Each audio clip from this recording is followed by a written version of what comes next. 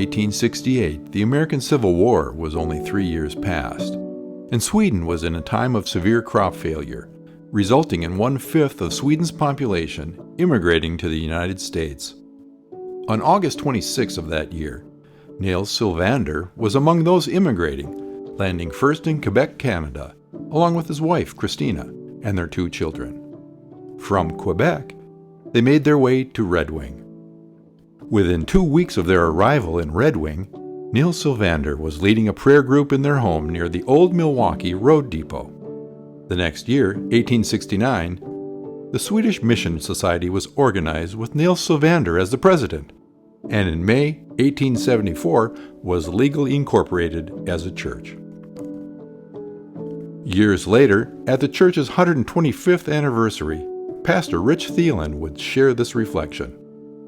At First Covenant in Red Wing, we are spiritual descendants of Nels Sylvander and his commitment to the Scriptures, to prayer, and to evangelism. We are the beneficiaries of his vision and values, which placed knowledge of Jesus Christ above all else. I pray that future generations will be able to say the same about our influence on them. Shortly after the turn of the century, in 1908 and 1909, fundraising and other work is done to move the original church building to the corner of West Avenue and 6th Street, where it is remodeled and added onto, and still stands today. Just a few years later, in 1914, a mortgage burning is held to acknowledge God's faithfulness through the giving and hard work of the church members. In 1921, reflecting the further assimilation of its Swedish roots into the broader community of Red Wing, Sunday evening service is now being held in English. By 1933, English is used once a month in Sunday morning worship. First Covenant has always had a heart to see God's kingdom grow. This is reflected in a 1958 decision to begin church planting in Rochester that would later become known as Rochester Covenant Church. In 2022, Todd Speaker and Aaron Drugsma Speaker accepted the pastoral call to Rochester Covenant Church. Aaron grew up at First Covenant Church in Red Wing. In 1968, the Red Wing First Covenant congregation purchased a piece of property for $5,000 outside the Red Wing city limits, located just beyond the site of the future Twin Bluff School. In 1975, the building committee for the Twin Bluff property had its first meeting. After 2 years of hard work, the blueprints and other plans were in place. On May 22nd of 1977, ground is broken for the new church building on the Twin Bluff property. The impossible was done. Yeah. Well, we had a lot of discussion among membership. I was on the trustee board at the time, and So was there a deciding factor or a deciding moment that you remember? well, I think that our trustee board, we just decided we had to get it done. Just under a year later, on a rainy Sunday morning, April 9, 1978, the worship service is started at the old church on 6th Street and West Avenue, then dismissed so that everyone could make their way to the new church, where the worship service would resume and then conclude. Former pastor Craig Nelson is a special guest preacher.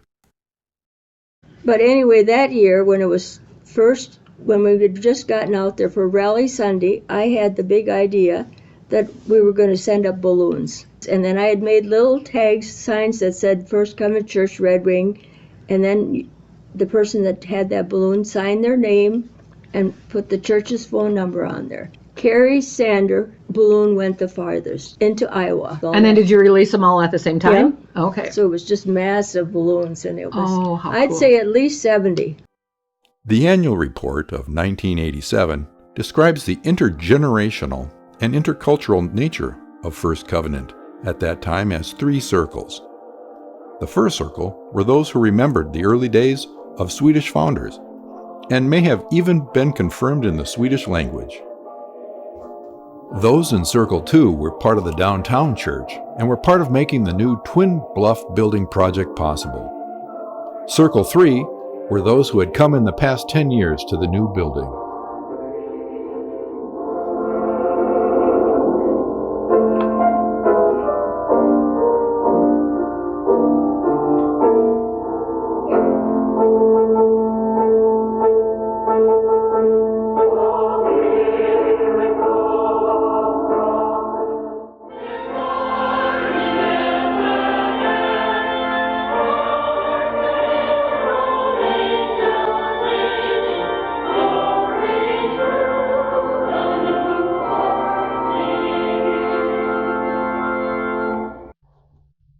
"1988 marked one of the more difficult chapters in the history of the church. Their beloved pastor, Dan Frey, passed away after a difficult battle with cancer. This loss would continue to mark the hearts of First Covenant for many years." Well, one of the things we talked about was when Dan Frey. Well, I remember being in the parsonage when he came back from a meeting with the doctors, and he came in, and of course he had cancer, and I remember he walked into the parsonage, and he came in, and we were waiting for the word. It was maybe we were going to have good news. He came in with his cane, and he said, "Darn!" He says, "I don't care about me, but," he says, "my kids deserve to have a father longer than this is going to be." A topic of church conversation that started as early as just 10 years after the Twin Bluff building was completed was the need for more space, which, among other things, affirmed the earlier decision to move from downtown as a wise and important step to take. This need for more space is keenly felt on Sunday mornings. In 1992, under the leadership of former pastor Raleigh Mossberg, a second Sunday morning worship service is added, with continued sensitivity to worship style diversity. The parking lot is expanded, and a new sound system is installed. In 1994, discussions were being held to move from a board system of church governance to a council system. In 1996, alongside continued discussion of a building expansion, a Futures Committee is established that emphasized a commitment to prayer, worship, increased evangelism, and stronger small group opportunities. In 1998, the first Red Wing Christian concert is held, featuring Go Fish and Dallas Holm. Several more Red Wing Christian concerts were sponsored over the next few years through the motivation and connections of Bob and Susan Getz. 1999 is the year that First Covenant got connected to the internet, which led to upgrading the office computers and establishing the redwingfirstcov.org website. As another reflection of the times, $20,000 is spent to provide air conditioning for the sanctuary and other spaces on the main floor. Under the leadership of retired Pastor Marv Eppard, the first Alaskan mission team from Red Wing traveled to Unalakleet the summer of 1999. Mission trips to Alaska continued strong for many years, with many volunteers and teams from First Covenant working on building projects, including the new Alaska Christian College, and with Arctic Barnabas Ministries, completing much-needed renovations on remote village churches and parsonages. It is not at all uncommon in those years to hear of news from Alaskan ministries or to be personally invited to participate in one way or another. In 2000, despite some temporary concerns, and for the second time in the life of First Covenant, a new century arrived on time. Ministry continued with staff and volunteers spreading the good news of Jesus to all ages.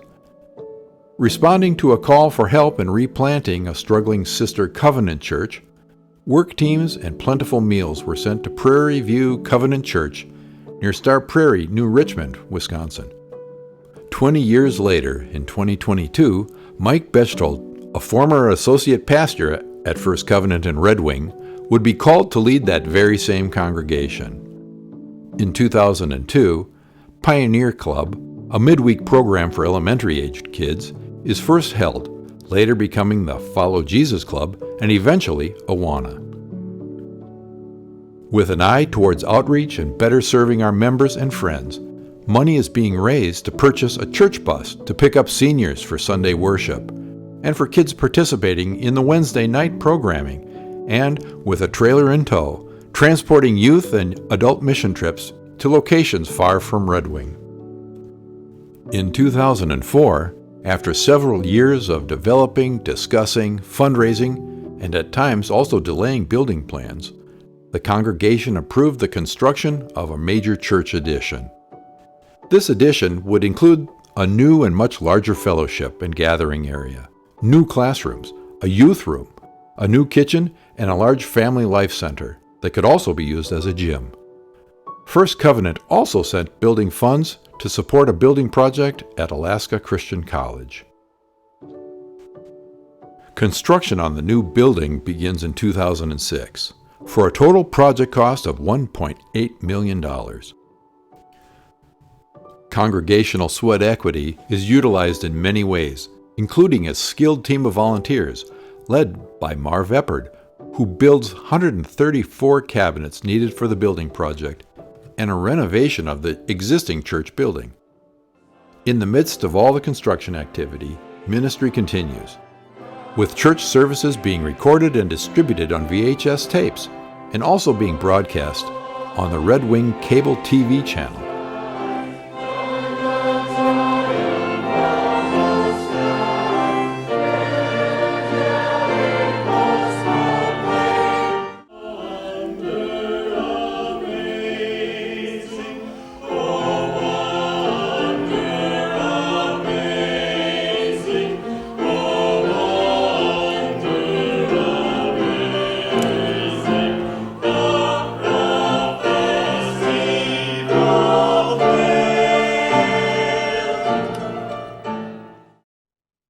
In 2007, the church moves into the new building addition. Among the many benefits are the elevator and the increase of gathering, meeting, and classroom spaces. As fall turns to winter in 2008, Awana officially starts in the new building. With new space now available, ministry and church life stretches out and grows.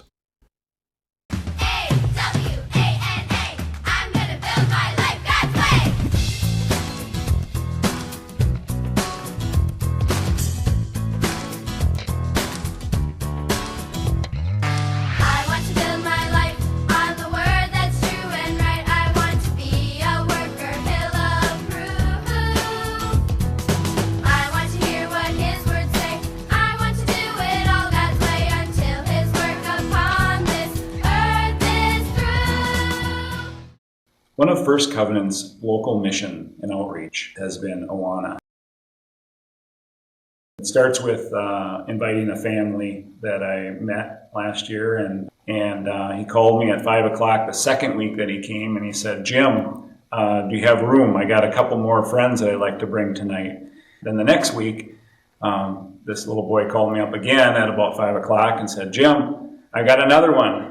You have room for another one?" And I said, "Yeah, we got room." So I went there at 5 o'clock and picked up these two other friends and then another girl and his sister. So we had my truck was full that night. We did the same thing, and each night, they're still coming this year. Each night we share a little bit on the way home, and it's a fun time, and they know that they're getting a relationship with Jesus Christ.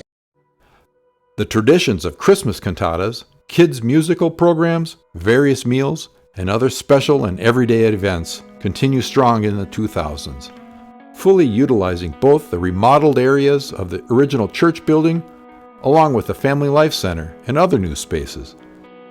A continued strength of First Covenant is the intergenerational relationships and the interactions that happen as a part of Discovery Hour and weekly church life. As the first decade of the 21st century comes to a close, volunteers are actively leading and supporting the church library, the prayer shawl ministry, the meals, babysitting, and cleaning ministry. The new and reimagined youth ministries of Roots, a youth program, and Remedy, an after-school program, are starting up in the 2010s. An emphasis on music and fellowship continues strong into the decade, with plays such as Uncle Phil's Diner and the Sunday Morning Kids programs.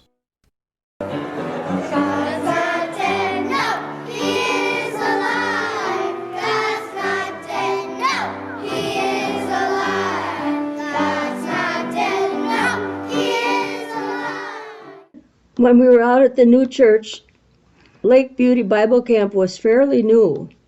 And we always had a lot of kids that were going to go to Bible camp. So we organized and at that time, you had to have a health history and a physical to go to camp. Really? So Lee Sander set up where the Lund Covenant, Zion Covenant, and Bethel Covenant and our church could all come for physicals at our church.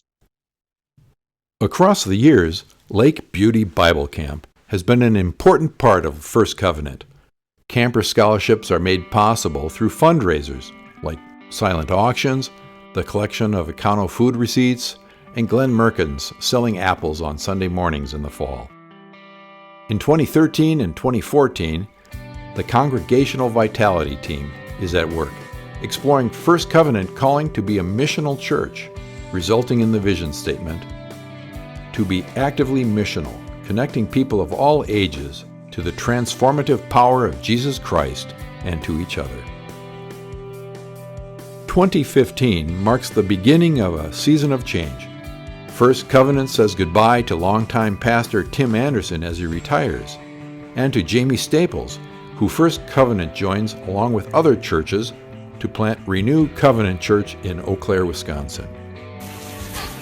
In 2017, a Walk for Water is held, raising $2,552 for drilling a new well in the Congo.